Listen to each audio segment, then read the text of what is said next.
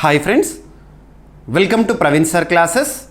మొదటిసారి మన యూట్యూబ్ ఛానల్ని చూస్తున్న ప్రతి ఒక్క అభ్యర్థి ఇప్పుడే మన ఛానల్ని సబ్స్క్రైబ్ చేయండి. ఈ వీడియో కనుక నచ్చినట్లయితే లైక్ చేయండి. మీ ఫ్రెండ్స్ అందరికీ పోటీ పరీక్షలకు ప్రిపేర్ అవుతున్న ప్రతి ఒక్క ఆస్పిరెంట్కి ఈ వీడియో లింక్ని షేర్ చేయండి. ఇక ఈరోజు జూన్ 1, 2025 వార్తలు నిలిచిన జాతీయ, అంతర్జాతీయ, రాష్ట్రీయాంశాల గురించి, వార్తలు నిలిచిన వ్యక్తులు, అవార్డులు, పుస్తకాలు, మరి క్రీడా సంబంధిత సమాచారం, ఒక్కొక్క అంశాన్ని వివరంగా తెలుసుకుందాం. అంతకంటే ముందుగా నిన్నటి డైలీ కరెంట్ అఫైర్స్ వీడియోలో అడిగిన ప్రశ్నకి వివరణతో కూడిన సమాధానాన్ని చూద్దాం.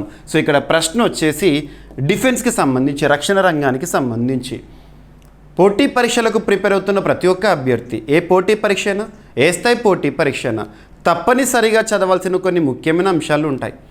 అటువంటి తప్పనిసరిగా చదవాల్సిన అంశాలను ఎలా గుర్తించాలంటే లాస్ట్ 6 months, 1 year ఆర్ 1.5 yearలో రెగ్యులర్గా రిపీటెడ్గా వార్తలు నిలుస్తున్న అంశాలు ఏవైతే ఉంటాయో వాటిని చూడండి. అటువంటి టాపిక్స్ నుండి క్వశ్చన్స్ లేకుండా ఏ క్వశ్చన్ పేపర్ కూడా ఉండదు. అలాంటి టాపిక్స్లో ఒక టాపిక్ రక్షణ రంగానికి సంబంధించి ఎక్సర్సైజెస్ ఇన్ న్యూస్, వార్తలు నిలుస్తున్న విన్యాసాలు.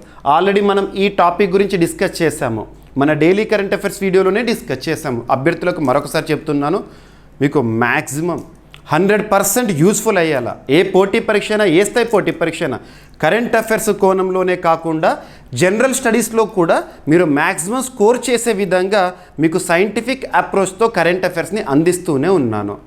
ప్రతిరోజు కూడా డైలీ కరెంట్ అఫైర్స్ వీడియోని చూడండి, నోట్ మేకింగ్ చేసుకోండి, లేదంటే మన యాప్లో జీవీకే స్టడీ సర్కిల్ యాప్లో ఉన్న పీడిఎఫ్ కోర్స్ని తీసుకోండి.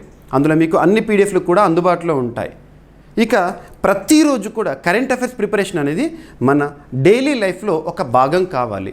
నిరంతరం ఒక నది ఎలా ప్రవహిస్తూ ఉంటుందో అలాగే మన కరెంట్ అఫైర్స్ ప్రిపరేషన్ కూడా కొనసాగుతూ ఉండాలి. ఓకేనా? సో ఇక్కడ అబ్జర్వ్ చేస్తే నొమాడిక్ ఎలిఫెంట్కి సంబంధించి సో క్వశ్చన్ చూడండి. నొమాడిక్ ఎలిఫెంట్ వార్తలు నిలిచిన సైనిక విన్యాసము ఏ దేశాలకు సంబంధించింది? ఈ విన్యాసానికి 2025 సంవత్సరంలో ఆతిథ్యం ఇస్తున్న దేశం ఏంటి?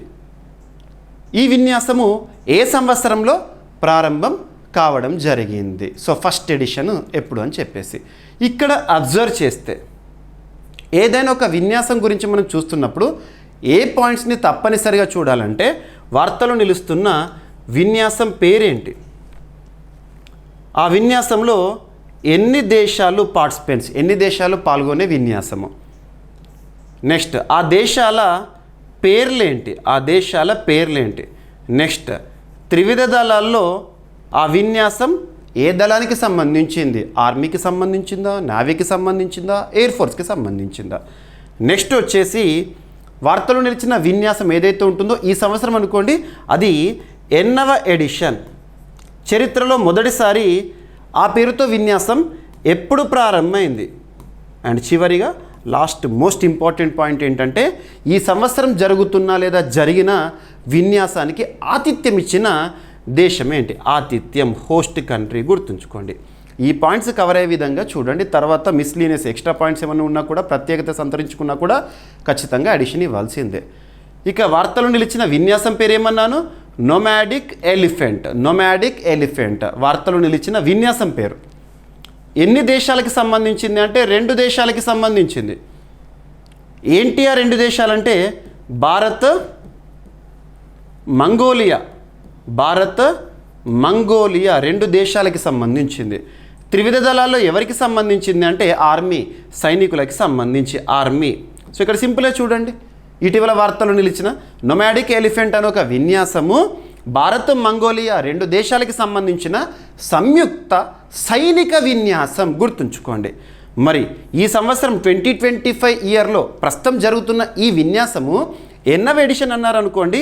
17th edition, 17వ edition. అంటే చరిత్రలో నొమాడిక్ ఎలిఫెంట్ అనే పేరుతో 17వ సారి జరగడం. ఇది వార్షిక విన్యాసం, అంటే ప్రతి సంవత్సరం కూడా ఈ విన్యాసాన్ని మనం చూస్తూనే ఉంటాము.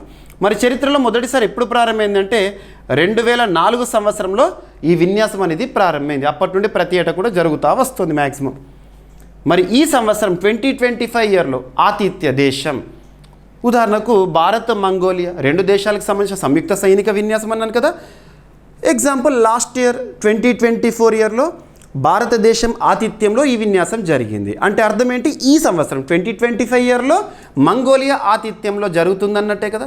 సో మంగోలియాలోని ఉలాన్ బతార్ వేదికగా ఈ విన్యాసాన్ని మనం వార్తల్లో చూడడం జరిగింది. గుర్తుంచుకోండి. అంటే నెక్స్ట్ ఇయర్ మళ్ళీ 2026 ఇయర్లో నొమాడిక్ ఎలిఫెంట్ విన్యాసం జరుగుతుంది కదా, అప్పుడు ఎక్కడ జరుగుతుంది, మళ్ళీ భారతదేశంలో జరుగుతుంది అన్నట్టు. సో ఇవి బేసిక్ పాయింట్స్. సో ఇలా చూడాలి, ఏ టాపిక్ అయినా కూడా మనకు పోటీ పరీక్షల కోణంలో ఏ పాయింట్స్ని అయితే గుర్తుపెట్టుకోవాలో వాటిని గుర్తుంచుకోవాలి. ఓకేనా. సో ఇక్కడ ఇదంతా స్క్రిప్ట్ ఏదైతే ఉంటుందో, స్క్రిప్ట్ అంతా కూడా మీకు నేను మన డైలీ సిఏ పీడిఎఫ్ కోర్స్ ఏదైతే ఉంటుందో, టెస్ట్ సిరీస్ కోర్స్ ఏదైతే ఉంటుందో అందులో ప్రతిరోజు కూడా మీకు డైలీ కరెంట్ అఫైర్స్ వీడియోకి సంబంధించి పీడిఎఫ్లను అందుబాటులో ఉంచడం జరుగుతుంది. సో చూడండి, ఇప్పటివరకు మన app GVK study circle app, మన యాప్ని ఇన్స్టాల్ చేసుకొని వారు ఎవరైనా ఉంటే జీవీకే స్టడీ సర్కిల్ యాప్ ఈరోజే ఇన్స్టాల్ చేసుకోండి. మీరు ప్లేస్టోర్లో జీవీకే స్టడీ సర్కిల్ అని టైప్ చేయండి, మీరు యాప్ని చూస్తారు. అండ్ లేదంటే ఈ వీడియో కింద కామెంట్ బాక్స్లో ఫస్ట్ కామెంట్లో మన యాప్ లింక్ని పిన్ చేస్తాను, ఆ లింక్ని క్లిక్ చేయండి, యాప్ని ఇన్స్టాల్ చేసుకోండి. అన్ని కోర్సులపైన కూడా భారీ ఆఫర్ అనేది అందుబాటులో ఉంచడం జరిగింది. ఓకేనా. సో చూడండి, ఎస్ ఇదంతా కూడా స్క్రిప్ట్. ఇక ఈరోజు ఫస్ట్ టాపిక్లోకి వెళ్తే, మిస్ వరల్డ్ 2025 విజేతగా థాయిలాండ్ సుందరి ఎవరు, ఒపల్ సుచాత చువాంగ్శ్రీ గారు వార్తలు నిలిచారు. రానున్న ఏ పోటీ పరీక్ష అయినా, ఏ స్థాయి పోటీ పరీక్ష అయినా, జాతీయ స్థాయి పోటీ పరీక్ష అయినా, రాష్ట్ర స్థాయి పోటీ పరీక్ష అయినా గుర్తుపెట్టుకోండి, ఈ టాపిక్ నుండి తప్పనిసరిగా మనం క్వశ్చన్ని ఎక్స్పెక్ట్ చేయొచ్చు. తెలంగాణ రాష్ట్ర ఆతిథ్యంలో మే 7 నుండి మే 31 వరకు, నిన్నటి వరకు జరిగిన ప్రపంచ అందాల పోటీలు మిస్ వరల్డ్ కాంపిటీషన్స్ 2025 లేదంటే 72nd ఎడిషన్లో విజేత ఎవరు అని అడుగుతారు. సో థాయిలాండ్ దేశానికి చెందిన ఒపల్ సుచాత చువాంగ్శ్రీ పేరు గుర్తుంచుకోండి. మనం మిస్ వరల్డ్ పోటీలకు సంబంధించి తెలంగాణ ఆతిథ్యంలో అని చెప్పేసి ఏప్రిల్ 28, 2025 డైలీ కరెంట్ అఫైర్స్ వీడియోలో ఈ టాపిక్కి సంబంధించి లోగో ఆవిష్కరణ అని చెప్పేసి మనం డిస్కస్ చేసాము. తెలంగాణ జరూర్ ఆనా. ఓకేనా. ఇక్కడ కంటిన్యూషన్గా మీరు అర్థం చేసుకోవచ్చు. తెలంగాణ రాష్ట్ర ఆతిథ్యంలో హైదరాబాద్ వేదికగా మే 7 నుండి 31 వరకు అందాల పోటీలు జరిగినాయి. సో ఇక్కడ మిస్ వరల్డ్ కాంపిటీషన్స్ జరిగినాయి. ఈ సంవత్సరం జరిగిన ఈ కాంపిటీషన్స్, ఈ పోటీలు 72nd ఎడిషన్. ఇక్కడ అబ్జర్వ్ చేస్తే మిస్ వరల్డ్ 2025 విజేతగా థాయిలాండ్ దేశానికి చెందిన, ఏ దేశానికి చెందిన అని అడుగుతారు, థాయిలాండ్ దేశానికి చెందిన సుందరి ఒపల్ సుచాత చువాంగ్శ్రీ నిలిచారు. ఇక 72nd ఎడిషన్ లేదా మిస్ వరల్డ్ 2025 ఈ పోటీల్లో ప్రపంచ సుందరిగా ఆమె ఎంపిక అవడం జరిగింది. ఇక కిరీటాన్ని, ఈ మిస్ వరల్డ్ కిరీటం ఉంటుంది కదా, కిరీటాన్ని గత సంవత్సరం విజేత అయిన క్రిస్టినా పిజ్కోవా గారి నుండి ఓపల్కి అందజేయడం జరిగింది. మరి ఈ పోటీల్లో మన భారతదేశం నుండి ఎవరు పార్టిసిపేట్ చేశారు, ఈ అందాల పోటీల్లో మిస్ వరల్డ్ కాంపిటీషన్స్లో భారతదేశం నుండి ఎవరని అడుగుతారో, నందిని గుప్తా. గుర్తుంచుకోండి, టాప్ 8లో తను స్థానం పొందలేకపోయారు. ఇక ఈ కంటెక్స్ట్లో రానున్న పోటీ పరీక్షల్లో అందాల పోటీలు ముఖ్యంగా మిస్ వరల్డ్కి సంబంధించి చారిత్రకంగా కొన్ని అంశాలపైన క్వశ్చన్స్ అడగవచ్చు. ఇక్కడ అబ్జర్వ్ చేస్తే ఈ పాయింట్స్ని చూడండి, కొన్ని basic points. So 72nd miss world పోటీలకు ఎవరు ఆతిథ్యం ఇచ్చారు, తెలంగాణ ఆతిథ్యంలో మే 7 నుండి 31 వరకు హైదరాబాద్లో మిస్ వరల్డ్ పోటీలు అనేవి జరిగినాయి, నిన్నటితో ముగిశాయి. 25 రోజుల పాటు 22 ఈవెంట్లు నిర్వహించారు. గుర్తుంచుకోండి, ప్రపంచం నలుమూలల నుంచి దాదాపు 140 దేశాలకు చెందిన కంటెస్టెంట్లతో పాటు ఆసియా దేశాలకు చెందిన ప్రముఖ క్రీడాకారులు, పారిశ్రామికవేత్తలు, డాక్టర్స్, ఇంజనీర్స్, న్యాయవాదులు, కళాకారులు, ఇలా విభిన్న రంగాలకు చెందిన వారు తరలి రావడం జరిగింది హైదరాబాద్కి. మిస్ వరల్డ్ ప్రపంచంలోనే పురాతనమైన అంతర్జాతీయ సౌందర్య పోటీ. 1951లో ఎరిక్ మార్లీ అనే ఒక బ్రిటిష్ వ్యక్తి స్థాపించడం జరిగింది ఈ పోటీలను. ప్రస్తుతం ప్రధాన కేంద్రం లండన్లో ఉంది. ప్రస్తుతం ఇది ఆయన భార్య, ఎవరి భార్య, ఎరిక్ మార్లీ తన భార్య అయిన జూలియా మార్లీ ఆధ్వర్యంలో కొనసాగుతుంది. నేను మీరు అబ్జర్వ్ చేస్తే లైవ్లో కనుక చూసుంటే ఫైనల్లో విజేతని అనౌన్స్ చేసేటప్పుడు తనని చూసుంటారు మీరు. ఓకేనా. ఈ పోటీ ప్రధానంగా బ్యూటీ విత్ ఏ పర్పస్ అనే థీమ్ ఆధారంగా ఉంటుంది. గుర్తుంచుకోండి, బ్యూటీ విత్ ఏ పర్పస్ అనే థీమ్ మీద ఆధారపడి ఈ అందాల పోటీలు అనేవి నిర్వహించబడతాయి. ఇక బహుమతులు గెలుచుకున్న దేశాలు టాప్ 5లో గనక మనం అబ్జర్వ్ చేస్తే టాప్ 5 కంట్రీస్ ఇప్పటి వరకు మిస్ వరల్డ్ పోటీల్లో కిరీటాన్ని కైవసం చేసుకున్న దేశాలను గనక అబ్జర్వ్ చేస్తే భారతదేశం ఇప్పటివరకు 6 సార్లు మిస్ వరల్డ్ పోటీల్లో విజేతగా నిలిచింది. వారెవరో కూడా మనం డిస్కస్ చేద్దాము. Venezuela 6 times, United Kingdom 5 times విజేతగా, జమైకా 4 టైమ్స్, దక్షిణాఫ్రికా 3 టైమ్స్. ఇక భారతదేశం నుండి కనుక అబ్జర్వ్ చేస్తే ఇప్పటివరకు మిస్ వరల్డ్ విజేతలుగా చరిత్రలో నిలిచిపోయిన వారు ఎవరని అడిగితే ఫస్ట్ రీటా ఫారియా 1966 ఇయర్లో, గుర్తుంచుకోండి, ప్రపంచ పోటీల్లో ప్రపంచ సుందరిగా మన భారతదేశం నుండి 1966 ఇయర్లో. అండ్ ఐశ్వర్య రాయ్ 1994లో ప్రపంచ పోటీల్లో అందాల పోటీల్లో విజేత, మిస్ వరల్డ్ 1994. ఇక మిస్ వరల్డ్ 1997గా డయానా హైడెన్, మిస్ వరల్డ్ 1999గా యుక్తాముఖి, మిస్ వరల్డ్ 2000లో ప్రియాంక చోప్రా, మిస్ వరల్డ్ 2017 మానుషి చిల్లర్. వీళ్ళు ఇండియన్స్. సో మిస్ వరల్డ్ కిరీటాన్ని కైవసం చేసుకున్నవారు గుర్తుంచుకోండి. ఇప్పటివరకు భారత్ 6 సార్లు మిస్ వరల్డ్ పోటీల్లో గెలుపొందడం జరిగింది. ఎగ్జామినేషన్ పాయింట్ ఆఫ్ వ్యూలో అడిగే అవకాశము ఉంది, గుర్తుపెట్టుకోండి. సో ఎగ్జామినేషన్ పాయింట్ ఆఫ్ వ్యూలో ఇంపార్టెంట్. రానున్న ఏ పోటీ పరీక్ష కూడా మిస్ వరల్డ్ పోటీలు ఇటీవల ముగిసిన 72nd ఎడిషన్ లేదా మిస్ వరల్డ్ 2025 పైన మనం క్వశ్చన్ని ఎక్స్పెక్ట్ చేయొచ్చు. సో తెలంగాణ రాష్ట్ర అంశంగా కాదు, జాతీయ అంశంగా, అంతర్జాతీయ అంశంగా కూడా ఈ టాపిక్ చాలా చాలా ఇంపార్టెంట్. ఓకేనా? ఇక సో నిన్నటి రోజున ముగిసిన ఒక క్రీడ అంతర్జాతీయ పోటీలు ఇక్కడ అబ్జర్వ్ చేస్తే ఏషియన్ అథ్లెటిక్స్ ఛాంపియన్షిప్ 2025 ఏదైనా అంతర్జాతీయ క్రీడాంశం కనుక వార్తలు నిలిస్తే అది ఎక్కడ జరిగింది, ఆతిథ్యం ఇచ్చిన ప్రాంతం ఏంటి, ఎన్ని దేశాలు పార్టిసిపెంట్స్గా ఉన్నాయి, ఎప్పుడు జరిగింది, అందులో పథకాల పట్టికలో టాప్ పొజిషన్లో నిలిచిన వారు ఎవరు, మన భారతదేశం ఎన్ని పథకాలతో ఏ పథకాలతో ఏ స్థానంలో నిలిచింది, వీటిని చూడాలి. సో ఇది కూడా మనకు అబ్జర్వ్ చేస్తే నిన్నటి రోజున మే 31 రోజున ముగిసిన ఒక అంతర్జాతీయ అంశము. సో మే 27 నుండి మే 31 వరకు నిన్నటి వరకు జరిగిన 26th edition Asian athletics championship లేదా ఏషియన్ అథ్లెటిక్స్ ఛాంపియన్షిప్ 2025లో భారత్కు మొత్తం ఎన్ని పథకాలు వచ్చినాయి అంటే 24 పథకాలు రావడం జరిగింది, మెడల్స్. ఇందులో గోల్డ్ మెడల్స్ వచ్చేసేసి 8, సిల్వర్ మెడల్స్ వచ్చేసి 10, బ్రాంజ్ మెడల్స్ వచ్చేసి 6. మొత్తం పథకాల పట్టికలో 24 పథకాలతో భారత్ 2వ స్థానంలో ఉంది. మరి పథకాల పట్టికలో టాప్ పొజిషన్లో ఎవరున్నారంటే China with 15 gold medals, silver medals ఏమో 8, బ్రాంజ్ మెడల్స్ ఏమో 3, టోటల్ 26తో చైనా టాప్ పొజిషన్లో నిలిచింది. ఇక టాప్ 3 కంట్రీస్ అనేవి ఎక్కడైనా కూడా మనకి ఇంపార్టెంట్ కదా. జపాన్ వచ్చేసి 24 మెడల్స్తో టాప్ 3లో 3rd పొజిషన్లో నిలిచింది. ఓకేనా? టోటల్ 39 కంట్రీస్ ఈ ఈవెంట్లో ఈ అంతర్జాతీయ క్రీడాంశంలో భాగస్వాములు అయ్యాయి, అంటే పార్టిసిపేట్ చేసినాయి. ఓకేనా? ఇక్కడ అబ్జర్వ్ చేస్తే ఏషియన్ అథ్లెటిక్స్ ఛాంపియన్షిప్ 2025లో భారత్కు 24 పథకాలు రావడం జరిగింది. ఎక్కడ జరిగినాయి? దక్షిణ కొరియా, సౌత్ కొరియాలోని గుమి నగరంలో జరిగిన ఏషియన్ అథ్లెటిక్స్ ఛాంపియన్షిప్ 2025లో భారత్ ఎన్ని పథకాలతో 24 పథకాలు సాధించి పథకాల పట్టికలో 2వ స్థానంలో నిలిచింది, గుర్తుంచుకోండి. ఓకేనా? సో ఎగ్జామినేషన్ పాయింట్ ఆఫ్ వ్యూలో డైరెక్ట్ అడగవచ్చు. ఇక ఏషియన్ అథ్లెటిక్స్ ఛాంపియన్షిప్కి సంబంధించి బేసిక్ ఇన్ఫర్మేషన్, అదనపు సమాచారము. ఆసియా దేశాల మధ్య జరిగే అథ్లెటిక్స్ పోటీలు ప్రతి 2 ఏళ్లకు ఒకసారి నిర్వహిస్తారు. ఏదైనా అంతర్జాతీయ అంశం గురించి మనం క్రీడాంశం గురించి చూస్తున్నప్పుడు ఆ ఈవెంట్ ఎన్నేళ్ళకు ఒకసారి జరుగుతుంది, ఇటువంటివి కూడా ఇంపార్టెంటే.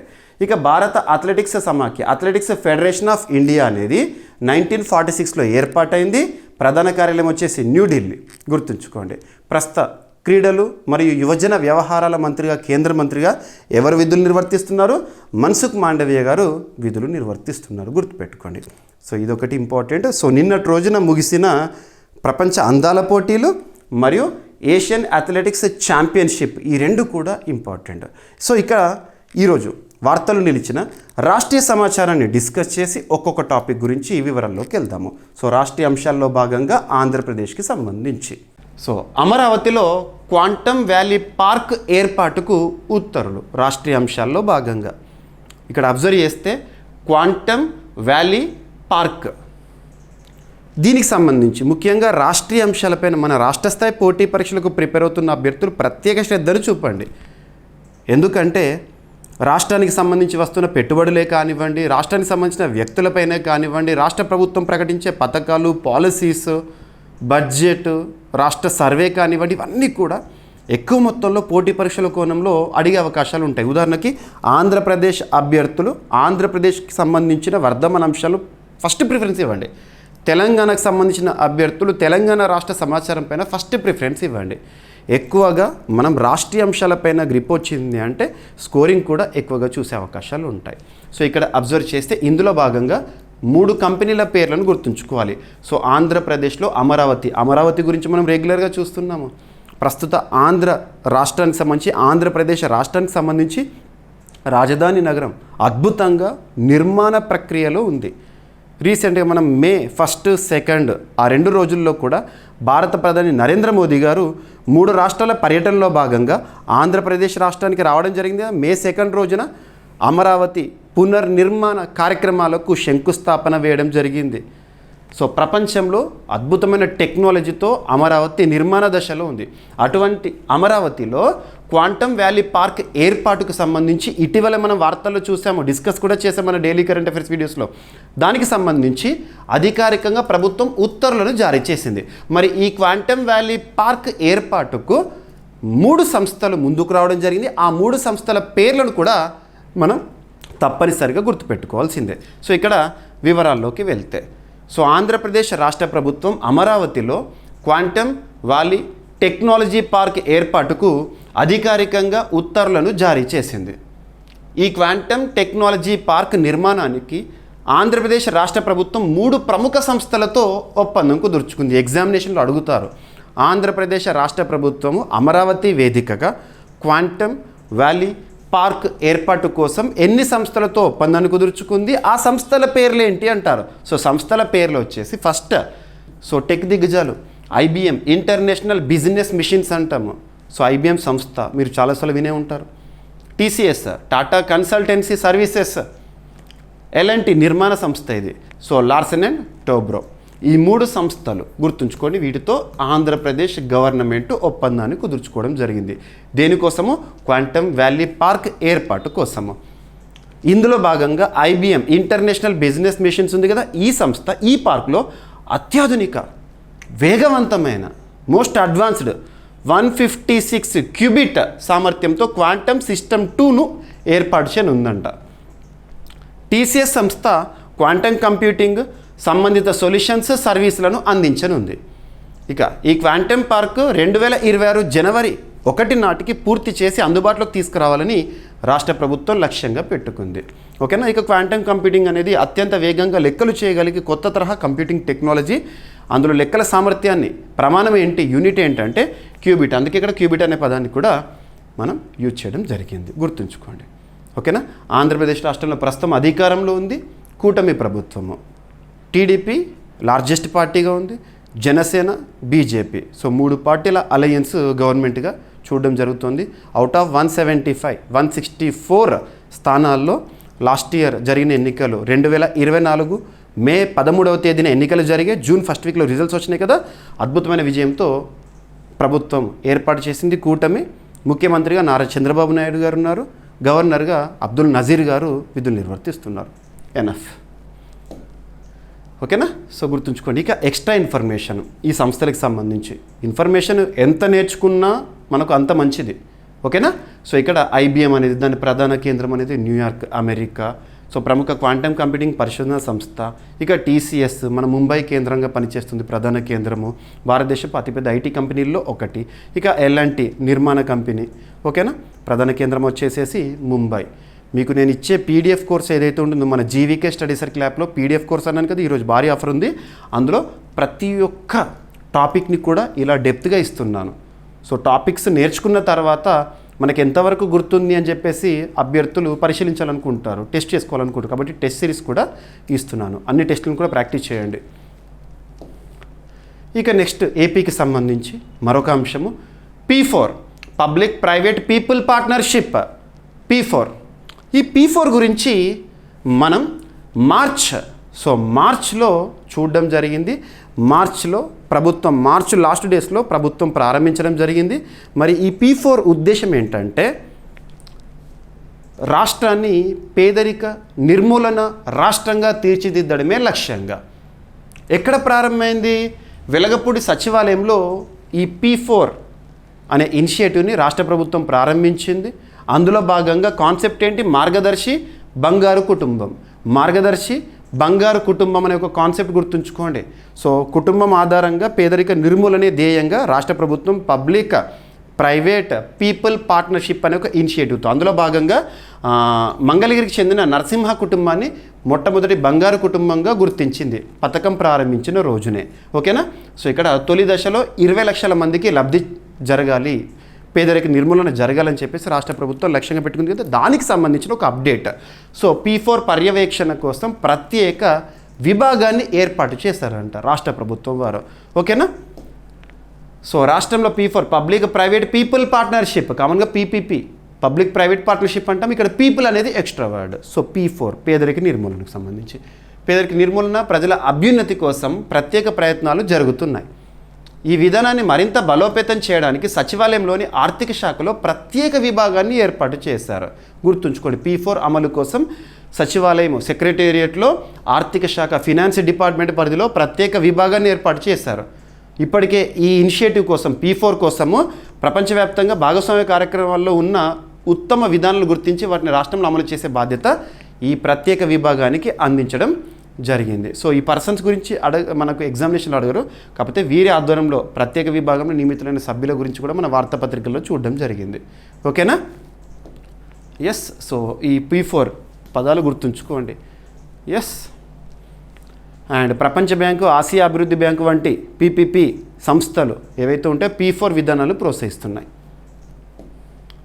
ఇక ఏపీలో డిజి లక్ష్మి, మనం లాస్ట్ 1 వీక్ ఆర్ 10 డేస్లో తెలంగాణకు సంబంధించి ఒక టాపిక్ని డిస్కస్ చేశాము. మీ సేవ కియోస్క్ అని చెప్పేసి కామన్గా మనకి ఏదైనా సేవలు పొందాలనుకోండి, ఏదైనా సర్టిఫికేట్ పొందాలనుకున్నా, ఏదైనా అప్లై చేయాలనుకున్నా కూడా మీ సేవా కేంద్రం వరకు వెళ్ళే పరిస్థితులను చూస్తూ ఉంటాము. ఇప్పుడు సేమ్ ATM మిషన్స్ ఉంటాయి కదా, అలాంటి ATM మిషన్స్ లాగానే ప్రత్యేక కేంద్రాలు మీ సేవ కియోస్క్ అని చెప్పేసి తెలంగాణ రాష్ట్రంలో అమల్లోకి వచ్చినాయి కదా. పైలట్ ప్రాజెక్ట్ కింద ఎక్కడెక్కడ అమల్లోకి వచ్చినాయో చూడండి ఒకసారి.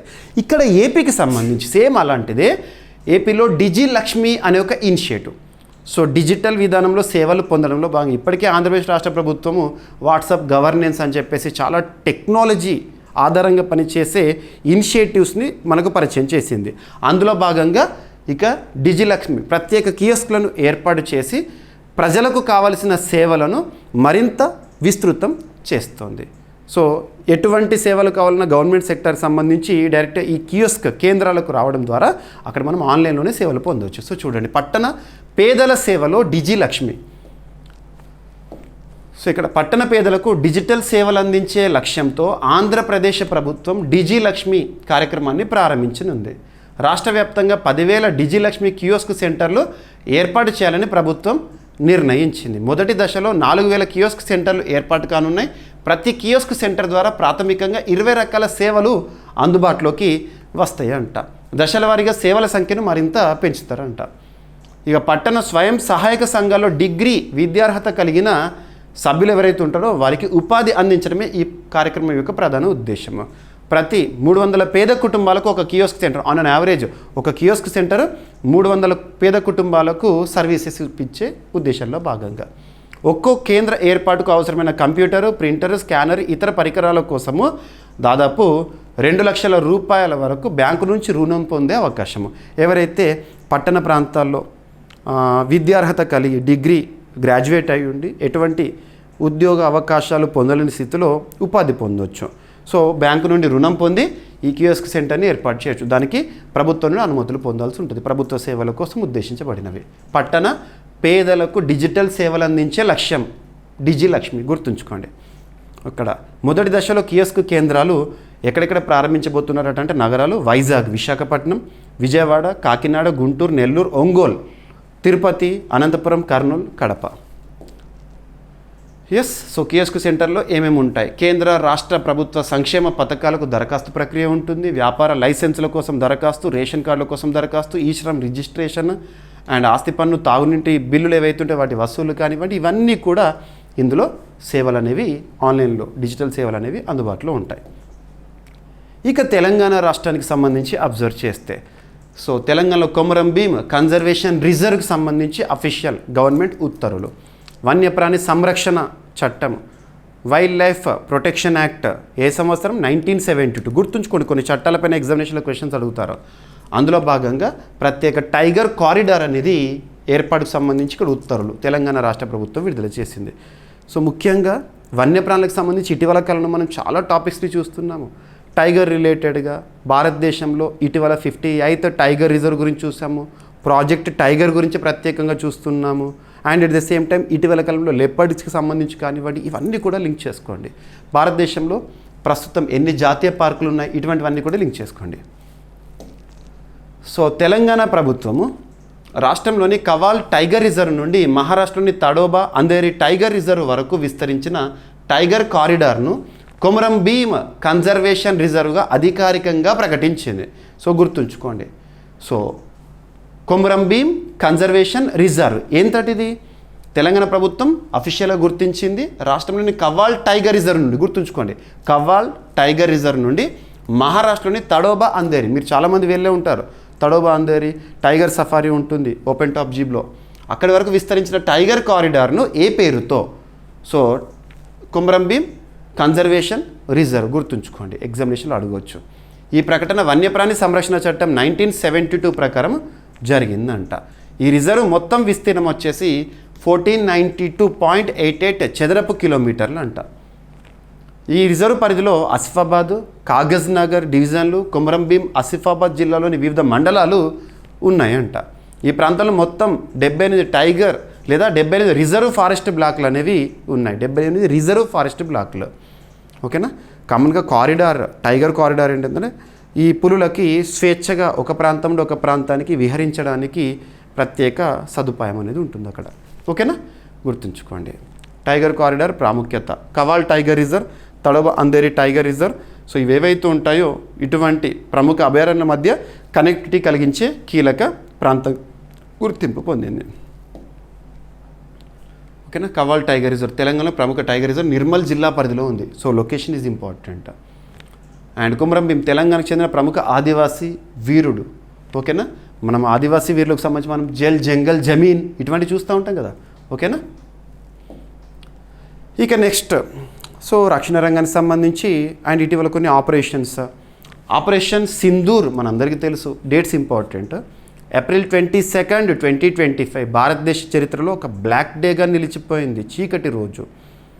జమ్మూ కాశ్మీర్లోని అనంతనాగ్ జిల్లా పహల్గామ్లో అక్కడ బైసరన్ వ్యాలీ ఉంటుంది కదా, బైసరన్ వ్యాలీ, మినీ స్విట్జర్లాండ్ అంటాం. అక్కడ టూరిస్టుల పైన ఉగ్రవాదులు జరిపిన కాల్పులు, టూరిస్టులు ప్రాణాలు కోల్పోయారు. అటువంటి ఉగ్రఘాతుకం ఆ సందర్భంలో భారత ప్రభుత్వం ఇక నిర్ణయించుకుంది, తీవ్రవాదం అనేది ఉండకూడదు, ఈ ఉగ్రవాదులు ఉండకూడదు, టెర్రరిజం అనేది అంతమొందించాలని చెప్పేసి మే 7, 2025 రోజున ఆపరేషన్ సింధూర్ పేరుతో భారత ప్రభుత్వము, మన రక్షణ రంగము పాకిస్తాన్లోని మరియు పాక్ ఆక్యుపైడ్ కాశ్మీర్లోని 9 ఉగ్ర స్థావరాలు, ఉగ్ర శిక్షణ శిబిరాలు ఏవైతే ఉంటాయో వాటిపైన ప్రెసిషన్ స్ట్రైకింగ్ చేసింది. ప్రెసిషన్ స్ట్రైకింగ్, వాళ్ళ ప్రాంతాలకు మనం వెళ్ళలేదు, మన భూభాగం నుండే డైరెక్ట్ బ్రాహ్మోస్ మిసైల్స్ని మనం యూజ్ చేసాము. సో ఇవన్నీ చూస్తున్నాము. ఇక తర్వాత పాకిస్తాన్ కూడా మన వైపు ప్రతిఘటించింది. అందులో భాగంగా డ్రోన్లతో దాడి చేసింది. అవి కూడా సొంత డ్రోన్లు కాదు, టర్కీ ఇచ్చిన డ్రోన్లు, తుర్కీ ఇచ్చిన డ్రోన్లు. మరి వాటిని మనం ధ్వంసం చేసేసాము. ఆపరేషన్ సింధూర్లో భాగంగా పాకిస్తాను చాలా వరకు నష్టం, ఒకరొక సిచ్యువేషన్ చెప్పాలంటే తీవ్ర ఓటమిని ఎదుర్కొంది. మరి ఆ తర్వాత సీజ్ ఫైర్ అనేది జరిగింది, అంటే 2 దేశాల మధ్య కూడా కాల్పుల విరమణ ఒప్పందం అనేది. సో ప్రస్తుతం శాంతియుత పరిస్థితులు అనేవి మనం చూస్తున్నాము, పీస్ పరిస్థితులు అయితే చూస్తున్నాము. అండ్ ఆపరేషన్ సింధూర్ గురించి ప్రపంచ దేశాల్లో తెలియజేయడానికి మన భారత ప్రభుత్వము 7 గ్రూపులను సిద్ధం చేసింది, ప్రముఖుల గ్రూప్లో. సో వాళ్ళు వివిధ దేశాల్లో ఆపరేషన్ సింధూర్ చర్య ఎందుకు చేపట్టాల్సి వచ్చింది, పాకిస్తాన్ టెర్రరిజాన్ని ఎట్లా ప్రోత్సహిస్తోంది, ఇవన్నీ పాకిస్తాన్లో ఉన్న టెర్రరిస్ట్ క్యాంపులు ఏంటి, ఇవన్నీ కూడా ప్రపంచ దృష్టిలో పాకిస్తాన్ గురించి మనం ఎండగట్టాలి. అందుకోసం డెలిగేషన్ గ్రూప్స్ అనేవి వెళ్ళడం జరిగింది. అందులో శశి థరూర్ గారు ఇంపార్టెంట్. సో ఇక్కడ అబ్జర్వ్ చేస్తే ఆపరేషన్ సింధూర్ విషయంలో మనం చేసిన ఆ దాడులు ఏవైతే ఉంటాయో పాకిస్తాన్లో ఉగ్ర శిబిరాలు ఏవైతే ఉంటాయో పాక్ ఆక్యుపైడ్ కాశ్మీర్లో ఆ తీవ్రవాద సంస్థలు ఏవైతే వాటిని నేలమట్టం చేసేసాక కూల్చేసాం కదా, ఆ జరిగిన చర్యలో కొలంబియా ప్రభుత్వం ఏం చేసింది అంటే ఆపరేషన్ సింధూర్లో పాకిస్తాన్లో పాక్ ఆక్యుపైడ్ కాశ్మీర్లో చనిపోయిన వారికి మేము ప్రత్యేకంగా శ్రద్ధాంజలి అన్నట్టు వాళ్లకు సానుకూలంగా సానుభూతిని ప్రకటించింది. దీన్ని భారత్ తీవ్రంగా ప్రతిఘటించింది. అక్కడ ఉగ్రవాదులు చనిపోతే మీరు సానుకూలంగా వాళ్లకు సానుభూతిని ప్రకటిస్తారా? ఇదెక్కడ న్యాయం అని చెప్పేసి శశి థరూర్ గారు వాస్తవానికి తను మంచి వక్త సో మాట్లాడారు. దాని తర్వాత వాళ్ళు ఇచ్చిన స్టేట్మెంట్ అనేది వెనక్కి తీసుకోవడం జరిగింది. ఇవన్నీ చూస్తారు. ఎగ్జామినేషన్ గుర్తుంచుకోండి, కొలంబియా ఏదైనా ఒక ప్రాంతం వార్తల్లోకి వచ్చింది అంటే ఆ ప్రాంతం లేదా దేశం ఎక్కడ ఉంది? కొలంబియా అనేది సౌత్ అమెరికా ఖండంలోని దక్షిణ అమెరికా ఖండంలోని ఒక దేశం. సో ఆపరేషన్ సింధూర్ గురించి వివిధ దేశాలకు భారత ఎంపీలు వివరిస్తున్నారు. ఈ ఆపరేషన్ ద్వారా పాకిస్తాన్ ఉగ్రవాదానికి ఎలా ప్రోత్సాహం ఇస్తుందో వివరిస్తున్నారు. అయితే ఈ అంశంలో కొలంబియా దేశం పాకిస్తాన్కు అనుకూలంగా సానుభూతి వ్యక్తం చేస్తూ స్టేట్మెంట్ ఇచ్చింది. భారత ఎంపీ శశి థరూర్ నేతృత్వంలోని బృందం కొలంబియా రాజధాని బొగోటాలో జరిగిన సమావేశంలో ఈ విషయంపై తీవ్ర అసంతృప్తిని వ్యక్తం చేసింది. సో కొలంబియా పాకిస్తాన్లో మృతి చెందిన వారి పట్ల సానుభూతిని తెలిపింది. దీన్ని భారత్ వ్యతిరేకించింది. ఇదంతా కూడా జరిగింది. ఓకేనా? ఇక కొలంబియా దేశం వార్తల్లోకి వచ్చింది కాబట్టి కొలంబియా క్యాపిటల్ వచ్చేసి బొగోటా. సో వాళ్ళ భాష లాంగ్వేజ్ అఫీషియల్ లాంగ్వేజ్ వచ్చేసి స్పానిష్, కరెన్సీ పెసో, ఖండం దక్షిణ అమెరికా ఖండంలో ఉంది. ఇక మరి పాకిస్తాన్ డ్రోన్లతో దాడులు చేయడము ఇవన్నీ కూడా మనం చూస్తున్నాము. ఎటువంటి పరిస్థితుల్లో మనకు యాంటీ డ్రోన్ సిస్టమ్స్ లేదంటే మిసైల్ సిస్టమ్స్ వీటిపైన మనం ప్రత్యేకంగా ఇప్పుడు పరిశోధన చేస్తున్నాము. ఆల్రెడీ ఉన్నాయి మన దగ్గర. సో మరింత విస్తృతం చేయాలి పరిశోధన అని చెప్పేసి మనం ప్రత్యేకంగా ఇటీవల వార్తలు కూడా చూస్తున్నాం. ఇక్కడ అబ్జర్వ్ చేస్తే తాజ్మహల్. సో ప్రపంచ వింతల్లో తాజ్మహల్కి ఎప్పుడు కూడా స్థానం ఉంటూనే ఉంటుంది. 7 వండర్స్ అని కాదు, ప్రపంచంలో ఉన్న అద్భుతాల్లో తాజ్మహల్ ఒక వండర్గానే ఉంటుంది. UNESCO world heritage site. మరి అటువంటి తాజ్మహల్ని సంరక్షించడానికి ప్రత్యేక రక్షణని ఏర్పాటు చేయడం జరిగింది. యాంటీ డ్రోన్ సిస్టమ్ని ఏర్పాటు చేశారు. సో తాజ్మహల్కి సమీపంలో ఎటువంటి డ్రోన్ వచ్చినా కూడా వారికి సంబంధించి డ్రోన్లకు సంబంధించి ప్రతిఘటించేందుకు ఉద్దేశించి. ఓకేనా? అండ్ మన దేశంలోని అత్యున్నత చట్టమైన రాజ్యాంగంలో ఆర్టికల్ 49 లింక్ చేసుకోవాలి. పురాతన ప్రాంతాలను కట్టడాలను సంరక్షించడము ఇటువంటి వాటి గురించి. అండ్ ఏన్షియంట్ మాన్యుమెంట్స్ సంబంధించి ఒక చట్టం 1958లో వచ్చింది. రూల్స్ అనేవి 1959 నుండి అమల్లోకి వచ్చినాయి. ఇటువంటివి లింక్ చేసుకోవాలి. పురాతన ప్రాంతాల సంరక్షణ చట్టం 1958. సో ప్రపంచ ప్రఖ్యాత తాజ్మహల్కు భద్రత పెంచేందుకు యాంటీ డ్రోన్ వ్యవస్థను ఏర్పాటు చేశారు. తాజ్మహల్ పరిసరాల్లో 500 మీటర్ల 500 మీటర్స్ పరిధిలో డ్రోన్లను గుర్తించి ధ్వంసం చేసేలా వ్యవస్థ పనిచేస్తుంది. అంటే anti drone system. Anti drone వ్యవస్థకు వాస్తవంలో 8 కిలోమీటర్ల పరిధి వరకు పనిచేసే సామర్థ్యం ఉన్నప్పటికీ తాజ్ భద్రత దృష్ట్యా 500 మీటర్ల మేరకే పరిమితం చేశారు. ఈ వ్యవస్థ radio frequency GPS signal jamming technology ద్వారా పనిచేస్తుందంట. సో తాజ్మహల్ని సంరక్షించడానికి ప్రత్యేకంగా ఒక అంశం. మరి ఇటువంటి యాంటీ డ్రోన్ సిస్టమ్స్ అనేవి ఇటీవల ఎక్కడెక్కడ చూసాం మనం అంటే ప్రయాగ్రాజ్లో మనం మహాకుంభమేళా చూసాం కదా. 144 ఇయర్స్ తర్వాత మహాకుంభమేళా అద్భుతంగా మనం చూసాము. అప్పుడు కూడా యాంటీ డ్రోన్ సిస్టమ్ని చూసాము. అండ్ గత ఏడాది అయోధ్యలో జనవరి 22, 2024లో అయోధ్యలో బాలరాముని ప్రాణప్రతిష్ఠ జరిగింది. ఆ సమయంలో కూడా యాంటీ డ్రోన్ సిస్టమ్ని అక్కడ ఏర్పాటు చేశారు. ఇక తాజ్మహల్ గురించి మనం డిస్కస్ చేసాం కాబట్టి మీరు చరిత్ర పుస్తకాలు నేర్చుకుని ఉంటారు. Extra information. సో తాజ్మహల్ని నిర్మించిన వారు షాజహాన్. నిర్మాణం ప్రారంభించబడిన సంవత్సరం 1632. నిర్మాణం పూర్తి 1653లో అయిపోయింది. ప్రాంతం వచ్చేసి ఆగ్రా, ఉత్తరప్రదేశ్. యునెస్కో ప్రపంచ వారసత్వ కట్టడంగా గుర్తించడం జరిగింది. భారతదేశం నుండి గుర్తింపు పొందిన 43లో తాజ్మహల్ ఒకటి. ఇక యాంటీ డ్రోన్ సిస్టమ్ ఏంటి అని చెప్పేసి. ఇక నెక్స్ట్ సో ఆపరేషన్ షీల్డ్ మే 31 నిన్నటి రోజున మనం చూసాము. పాకిస్తాన్తో సరిహద్దును పంచుకుంటున్న ప్రాంతాలు ఏవైతే ఉంటాయో ఆ ప్రాంతాల్లో మరొకసారి మాక్ డ్రిల్ని నిర్వహించడం జరిగింది. మాక్ డ్రిల్స్ మనందరికీ తెలుసు. మే 7 డేట్ ఇంపార్టెంట్. మాక్ డ్రిల్స్ దేశవ్యాప్తంగా కూడా కొన్ని సెలెక్టెడ్ సిటీస్లో సెలెక్టెడ్ ఏరియాస్లో మాక్ డ్రిల్స్ని అంటే యుద్ధ సన్నద్ధత గురించి అవగాహన కల్పించడంలో మాక్ డ్రిల్స్ని కండక్ట్ చేశారు. అప్పుడు ఏం పేరు అన్నాను? ఆపరేషన్ అభ్యాస్. గుర్తుంచుకోండి పేర్లన్నీ. ఆపరేషన్ అభ్యాస్ మే 7th దేశవ్యాప్తంగా మాక్ డ్రిల్ సంబంధించి. సో దేశవ్యాప్తంగా మాక్ డ్రిల్ అని చెప్పడం జరిగింది భారత ప్రభుత్వము. ఎట్ ద సేమ్ టైం మనం ఆపరేషన్ సింధూర్ని కూడా చూడడం జరిగింది. ఇక రీసెంట్గా పాకిస్తాన్తో సరిహద్దును పంచుకుంటున్న అంతర్జాతీయ సరిహద్దును పంచుకుంటున్న రాష్ట్రాలు, కేంద్రపాలిత ప్రాంతాలు. ఇక్కడ మనం అబ్జర్వ్ చేస్తే గుజరాత్ కానివ్వండి, రాజస్థాన్ కానివ్వండి, పంజాబ్ కానివ్వండి, జమ్మూ కాశ్మీర్, ఈ ప్రాంతాల్లో మాక్ డ్రిల్స్ని కండక్ట్ చేసింది భారత ప్రభుత్వము నిన్నటి రోజున. లాస్ట్ టైం మే 7th రోజున మాక్ డ్రిల్స్లో ఏమైనా లోటుపాట్లు కానివ్వండి, ఎక్కడైతే మనం మరింత ఫోకస్ చేయాల్సి ఉందో దాన్ని మరింత అడ్వాన్స్డ్గా మాక్ డ్రిల్స్ని నిన్నటి రోజున కంటిన్యూ చేశారు. ఏ పేరులో భాగంగా అంటే ఆపరేషన్ షీల్డ్. ఓకేనా? సో ఇటీవల కాలంలో పాకిస్తాన్కి సంబంధించి పశ్చిమ సరిహద్దులో ఉగ్రదాడుల కారణంగా భారత్ భద్రతా చర్యలను పెంచింది. అందులో భాగంగా మరి ఆపరేషన్ షీల్డ్ ముఖ్యాంశాలు ఏంటంటే దేశవ్యాప్త పౌర రక్షణ దళాల సిద్ధత లేదా సన్నద్ధతను పెంపొందించడము, గతంలో నిర్వహించిన డ్రిల్లో గుర్తించిన లోటుపాట్లను సరిచేసి అత్యవసర పరిస్థితుల్లో స్పందనను మరింత వేగవంతం చేయడము.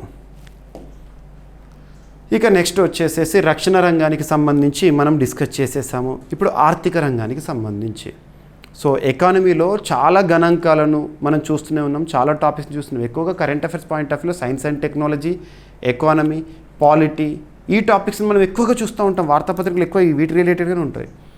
ఇక్కడ ఎకానమీకి సంబంధించి ఇటీవల కాలంలో మనము జిఎస్టీ కలెక్షన్ సంబంధించి కానివ్వండి, ఎంఎస్ఎంఈ న్యూ క్లాసిఫికేషన్ గురించి కానివ్వండి, Mahatma Gandhi national rural employment గ్యారంటీలో భాగంగా వేతన సవరణ కానివ్వండి, ఇవన్నీ కూడా మనం చూస్తూ వచ్చాము. ఇక్కడ అబ్జర్వ్ చేస్తే జీడిపికి సంబంధించి అధికారిక గణాంకాలు 2024-25 ఆర్థిక సంవత్సరం రీసెంట్గా ముగిసింది కదా.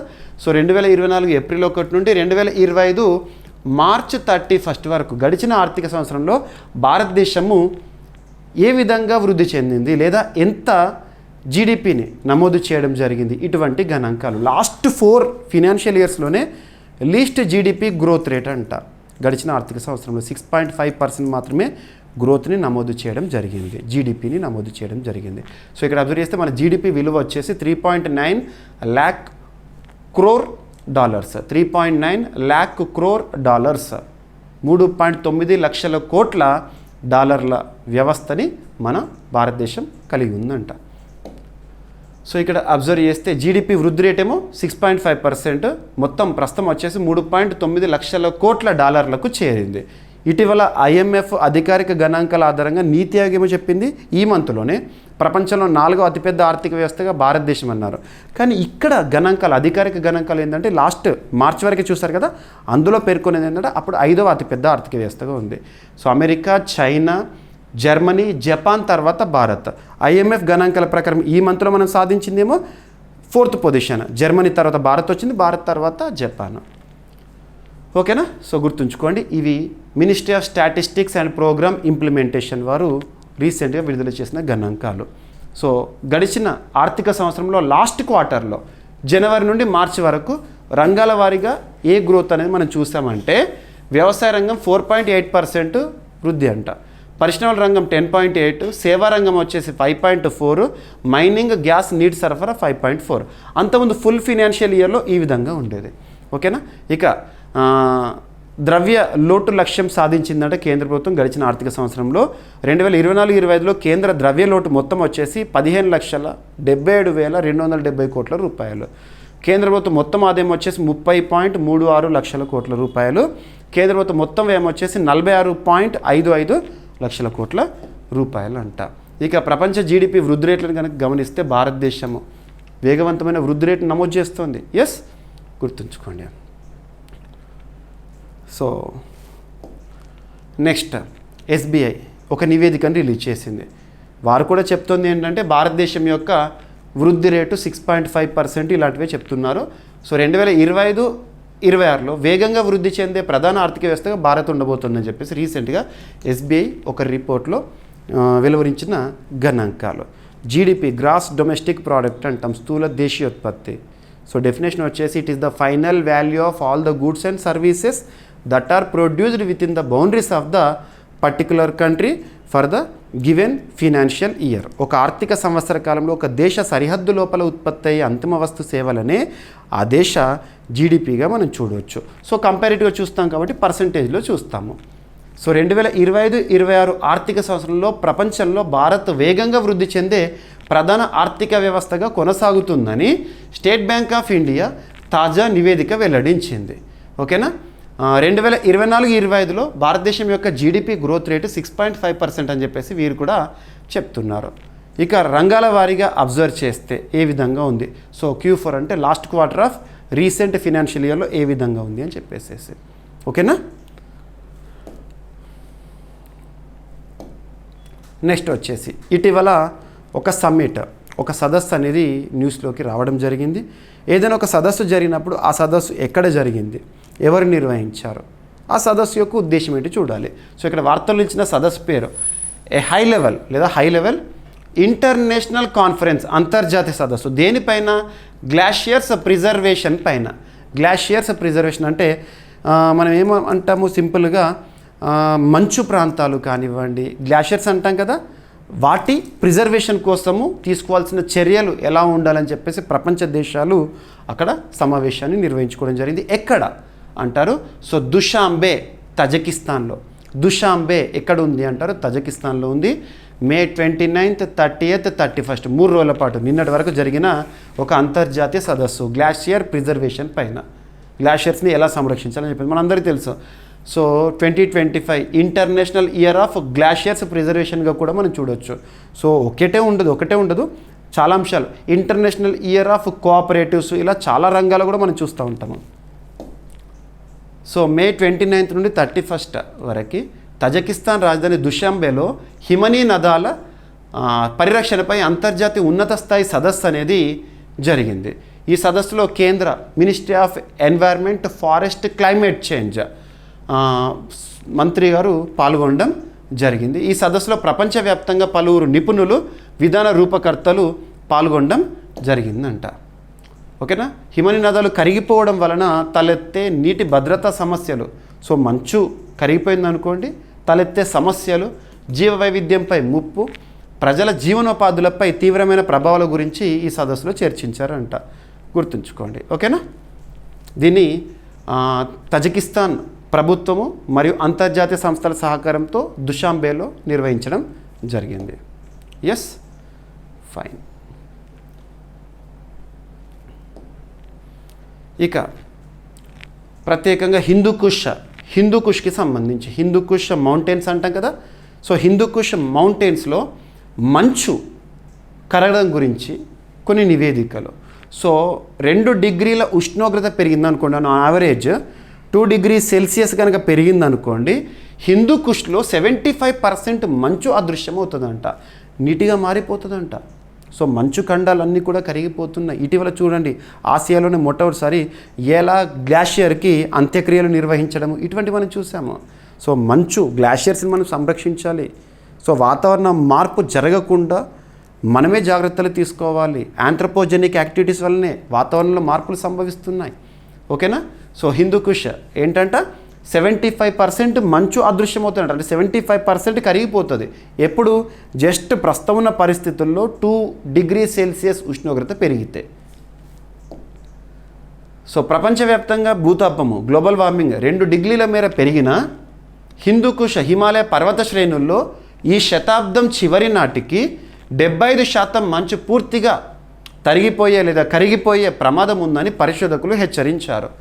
భూతాపం 2.7 degrees పెరిగితే ప్రపంచంలోని మొత్తం హిమనీ నదాల్లో 4/3 వరకు మంచు నశించిపోయి కేవలం 25% మాత్రమే మిగులుతాయని నివేదికలు.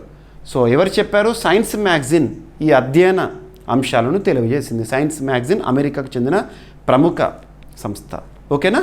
సో హిమనీ నదాలు తగ్గడం వల్ల భవిష్యత్తులో తీవ్ర నీటి ఎద్దడి ఏర్పడే ప్రమాదం ఉందంట. నదులు, వ్యవసాయం, ప్రజల జీవనోపాధి పైన తీవ్ర ప్రభావం పడుతుంది. ఇక పరిశోధనలో ఇంకా వేటి గురించి మెన్షన్ చేశారంటే హిందూకుష్ హిమాలయ పర్వతాలు. సో భారత్, నేపాల్, భూటాన్, చైనా, పాకిస్తాన్ ఈ ప్రాంతంలో మౌంటైన్ ఏరియాస్ అండ్ గ్లాషియర్కి సంబంధించి. అండ్ హిందూకుష్ విషయానికి వస్తే location central and south Asia, eastern and central Afghanistan into north western Pakistan and south eastern Tajikistan వరకు హిందూకుష్ మౌంటైన్ రీజన్. ఇక రాకీ పర్వతాలు ఎక్కడుంటే రాకీ మౌంటైన్స్ కెనడా, పశ్చిమ అమెరికా ఈ ప్రాంతంలో వాటిపైన కూడా అధ్యయనం చేశారు వీరు. అక్కడ కూడా మంచు కరిగే ప్రమాదం ఉందని. ఆల్ప్స్ పర్వతాలు, ఆల్ప్స్ ఎక్కడ ఐరోపా ఖండంలో, అండ్ ఐస్లాండ్, స్కాండినేవియా, కాకసేస్ ప్రాంతాల్లో కూడా. ఓకేనా. ఇక ప్యారిస్ ఒప్పందం అనేది మనందరికీ తెలుసు, 1.5 గుర్తుంచుకోండి. సో భూతాపాన్ని 1.5 డిగ్రీల పెరుగుదలకు పరిమితం చేస్తే హిందూకుష్ సహా కాకసస్ ప్రాంతాల్లోని హిమనీనదాల్లో 40-45% మంచును సంరక్షించవచ్చని చెప్పడం జరుగుతోంది. ఎస్. ఇక మనకి ప్యారిస్ ఒప్పందం 2015 COP21 UNFCCC COP21లో తీసుకున్న నిర్ణయం. ఇక హిందూకుష్ హిమాలయ పర్వత శ్రేణులను 3వ ధ్రువంగా, థర్డ్ పోల్గా ప్రపంచవ్యాప్తంగా కూడా పిలుస్తూ ఉంటారు. ఓకేనా. ఇక గ్లోబల్ వార్మింగ్ అంటే ఏంటి? ఇక నెక్స్ట్ ఐఐటీస్, తరచూ వార్తలు నిలుస్తున్న అంశాలు ఐఐటీస్ కూడా ఇంపార్టెంట్. ఐఐటి ఖరగ్పూర్కి మరియు సింగపూర్కి సంబంధించిన సంస్థకి మధ్య కుదిరిన ఒప్పందం ఏ రంగానికి సంబంధించి? సెమీకండక్టర్ రంగంలో అవగాహన ఒప్పందము. ఏదైనా ఒప్పందం గురించి మనం డిస్కస్ చేస్తున్నాం, ఏదైనా ఒప్పందం గురించి వార్తలు చూస్తున్నామంటే ఆ ఒప్పందంలో భాగస్వాములు ఎవరు, ఏ సంస్థలు, ఏ అంశం పైన పరస్పర సహకారం కోసం ఒప్పందం అనేది కుదిరింది. ఇక్కడ ఐఐటి అనేది important. IIT Kharagpur, Singapore, IME మధ్య. ఎందుకోసం అంటే సెమీకండక్టర్ రంగం. ప్రస్తుతం ప్రపంచంలో సెమీకండక్టర్ సెక్టర్ అనేది చాలా కీ రోల్ ప్లే చేస్తోంది. సో ఇక్కడ అబ్జర్వ్ చేస్తే సెమీకండక్టర్ టెక్నాలజీలో అంతర్జాతీయ స్థాయిలో సహకారాన్ని మరింత పెంపొందించడానికి భారతదేశంలోని ఐఐటి ఖరగ్పూర్ మరియు సింగపూర్లోని ఇన్స్టిట్యూట్ ఆఫ్ మైక్రో ఎలక్ట్రానిక్స్ ఎక్కడంటే సింగపూర్లో, ఆ సంస్థల మధ్య ఒప్పందం అనేది కుదిరింది. ఈ ఒప్పందాన్ని అధికారికంగా సెమీకాన్ సౌత్ ఈస్ట్ ఏషియా 2025 కార్యక్రమంలో ప్రకటించారంట. సెమీకండక్టర్ రంగానికి చెందిన ప్రముఖ నిపుణులు, పరిశ్రమల ప్రతినిధులు ఇందులో పాల్గొన్నారు. సో ఒప్పందం లక్ష్యం ఏంటంటే సెమీకండక్టర్ టెక్నాలజీ రంగంలో 2 సంస్థల మధ్య అంతర్జాతీయ సహకారాన్ని బలోపేతం చేయడము, సెమీకండక్టర్ పరిశోధనలు, ఆవిష్కరణలను ప్రోత్సహించడం. మన భారత ప్రభుత్వం సెమీకండక్టర్ మిషన్ని అమలు చేస్తోంది. ఇటీవల మనం చూసాము 6th ప్లాంట్ ఇన్ యూపీ అని చెప్పేసి, ఇటువంటివి లింక్ చేసుకోండి. ఒకప్పుడు సెమీకండక్టర్లో మోనోపలి తైవాన్ ఉండేది. ప్రపంచంలో మోర్ దెన్ 90% ఫ్రమ్ తైవానే. బట్ భారతదేశంలో మనం స్వదేశీయంగా సెమీకండక్టర్ సెక్టార్లో పురోగతి సాధించాలని చెప్పేసి చాలా ఇంపార్టెన్స్ ఇస్తున్నాం. ఓకేనా. ఇక సూపర్లేటివ్, ప్రపంచంలోనే లేదా భారతదేశంలోనే లేదా ఆసియాలోనే మొట్టమొదటి, అతిపెద్ద, అతి చిన్న, అతి పొడవైన ఇలాంటి ప్రత్యేక పదాలతో కూడిన కరెంట్ అఫైర్స్ని మనం సూపర్లేటివ్స్గా చూస్తాం కదా. ఇక్కడ ఒక సూపర్లేటివ్ టాపిక్. భారతదేశపు తొలి స్వదేశీ థ్రాంబెక్టమీ పరికరం, ఒక ట్రీట్మెంట్ కోసం ఉపయోగించే ఒక పరికరం అనేది రీసెంట్గా న్యూస్లోకి వచ్చింది. సో మెదడుకు సంబంధించి ట్రీట్మెంట్లో భాగంగా ఎవరు తయారు చేశారో, ఎవరి సహకారం, ఇక్కడ ఎందుకు ఇంపార్టెన్స్ చెప్తున్నానంటే భారత ప్రభుత్వానికి సంబంధించి డిపార్ట్మెంట్ వారు సహకారం అందించారు ఈ పరికరం సంబంధించి. సో భారతదేశంలో మొట్టమొదటిసారిగా పూర్తి స్వదేశీ పరిజ్ఞానంతో అభివృద్ధి చేసిన మెకానికల్ థ్రాంబెక్టమీ పరికరం. మెకానికల్ థ్రాంబెక్టమీ, థ్రాంబ్ అంటే blood related, mechanical thrombectomy device అందుబాటులోకి వచ్చింది. స్ట్రోక్ అంటే మెదడులో రక్తనాళం అడ్డుకోవడము, చికిత్సకు ఉపయోగించే, మెదడులో రక్తనాళాలు రక్తం అడ్డుకున్నాయి అనుకోండి, ఆ చికిత్సలో ఉపయోగించేందుకు ఈ పరికరాన్ని ఉపయోగిస్తారు. సో దీన్ని తయారీకి టెక్నాలజీ డెవలప్మెంట్ బోర్డ్, భారత ప్రభుత్వానికి సంబంధించి టెక్నాలజీ డెవలప్మెంట్ బోర్డు వారు సహకారం అందించారు. అండ్ ఈ పరికరాన్ని ఎవరు తయారు చేశారంటే మైసూర్, కర్ణాటక రాష్ట్రంలోని మైసూర్కి చెందిన S3V వస్కులార్ టెక్నాలజీస్ లిమిటెడ్ వారు అభివృద్ధి చేయడం జరిగింది. సో మెదడులోని పెద్ద రక్తనాళాల్లో ఏర్పడిన రక్తం గడ్డలను తొలగించడానికి దీన్ని ఉపయోగిస్తారు. ఇది అక్యూట్ ఇస్కెమిక్ స్ట్రోక్ చికిత్సలో ఉపయోగించే పరికరం అంట. ఒక పరికరం పేరు గుర్తుంచుకోండి, ఎవరు తయారు చేస్తారు, ఎవరి సహకారం, భారత ప్రభుత్వ సహకారం ఇది. ఓకేనా, గుర్తుంచుకోండి. ఇక నెక్స్ట్ ధృవ, సింపుల్గా చెప్పాలంటే డిజిటల్ అడ్రస్ ప్లాట్ఫామ్గా కూడా చెప్పచ్చు. Dhruva digital hub for reference and unique virtual address. Dhruva రీసెంట్గా అన్ని వార్తాపత్రికలు మనం చూస్తున్నాం, డిజిటల్ చిరునామా వేదికగా చెప్పచ్చు. ఫుల్ ఫామ్ గుర్తుంచుకోండి. Ministry of communications, Ashwini Kumar Vaishnaw garu ఉన్నారు.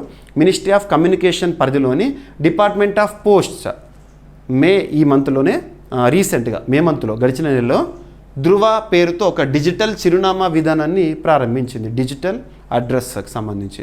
సో ధృవ ఫుల్ ఫామ్ గుర్తుంచుకోండి. ఇది జాతీయ స్థాయి డిజిటల్ చిరునామా మౌలిక సదుపాయం అంట. దీని ద్వారా దేశవ్యాప్తంగా జియో కోడ్ అండ్ డిజిటల్ చిరునామా విధానం అనేది అమలు కానుంది.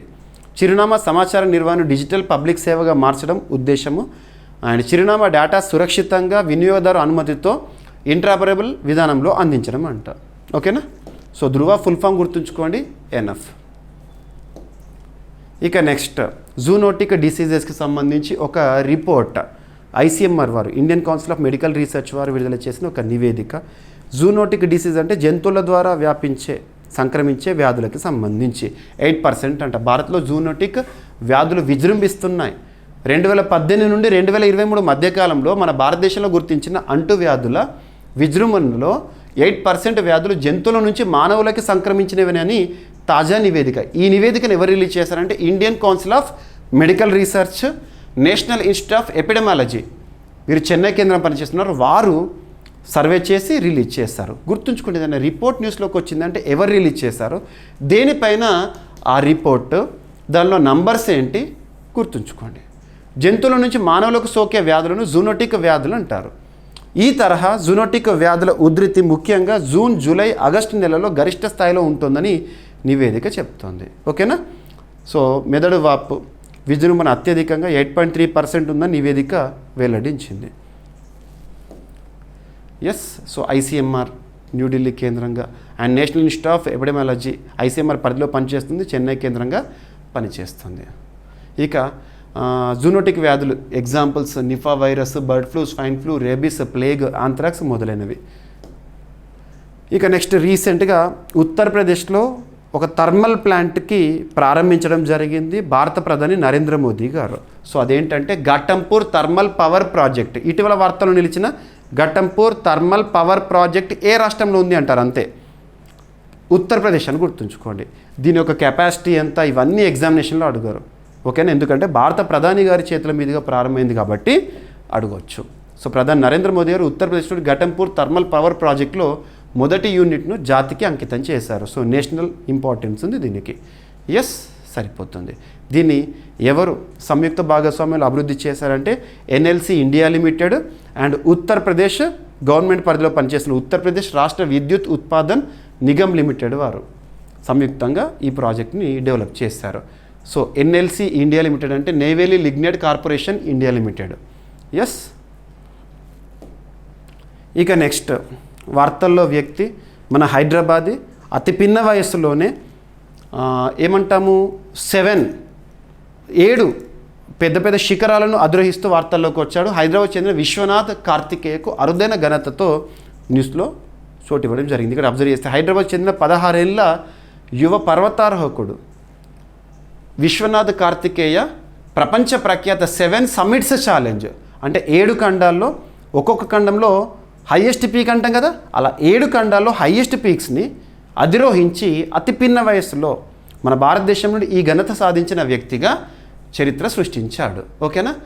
ఈ ఘనత సాధించిన అతి పిన్న వయస్కుడైన భారతీయుడిగా, ప్రపంచంలో 2వ అతిపిన్న వయస్కుడిగా, అంటే 7 సమ్మిట్స్ ఛాలెంజ్ అంటే 7 ఖండాలు ఉన్నాయి కదా, 7 ఖండాల్లో ఒక్కొక్క ఖండంలో హైయెస్ట్ పీక్ని అధిరోహించడం ద్వారా ప్రపంచంలో 2వ అతిపిన్న వయస్కుడు, మన భారతదేశంలో అతిపిన్న వయస్కుడిగా హైదరాబాదీ కార్తికేయ విశ్వనాథ్ న్యూస్లో రావడం జరిగింది.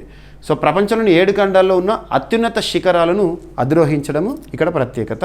7 సమ్మిట్స్ ఛాలెంజ్ అంటే ఇది ప్రపంచవ్యాప్తంగా పర్వతారోహకులు ట్రెక్కింగ్ ద్వారా చేసే ప్రతిష్టాత్మక కార్యక్రమం. సో 7 సమ్మిట్స్ని కనుక మనం చూస్తే ఎవరెస్ట్ ఆసియాలో అతిపెద్ద శిఖరంగా చెప్పొచ్చు మనము, 8848, అప్డేట్ 8850 మీటర్స్.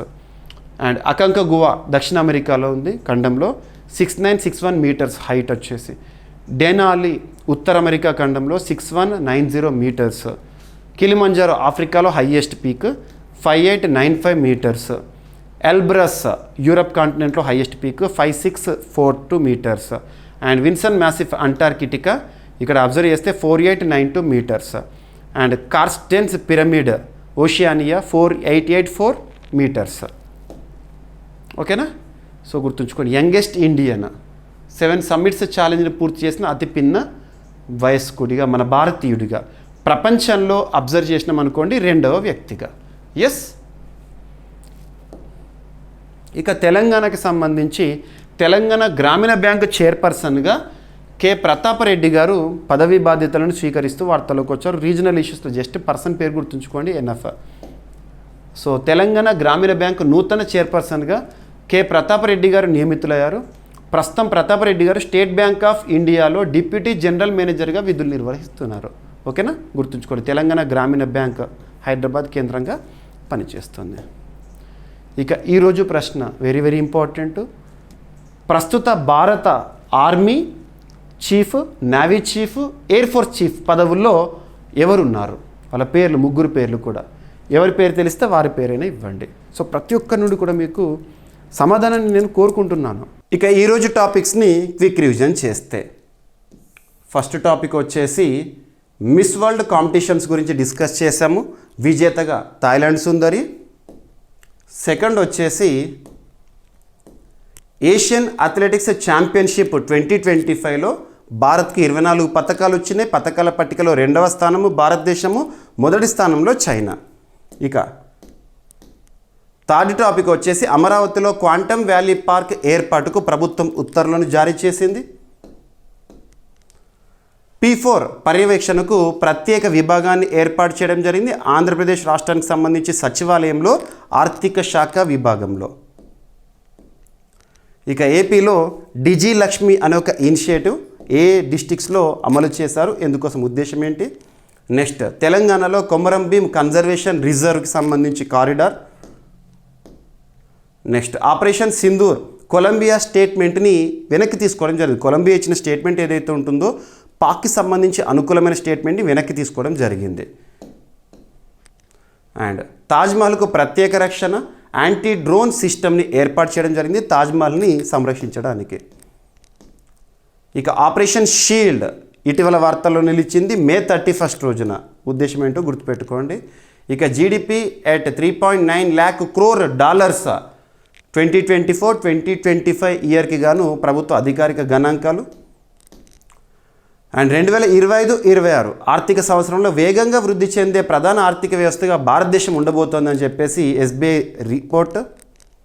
అండ్ అంతర్జాతీయ హిమని నదుల పరిరక్షణ సదస్సు అనేది ఇటీవల ఎక్కడ జరిగింది? దుషాంబే, తజికిస్తాన్లో.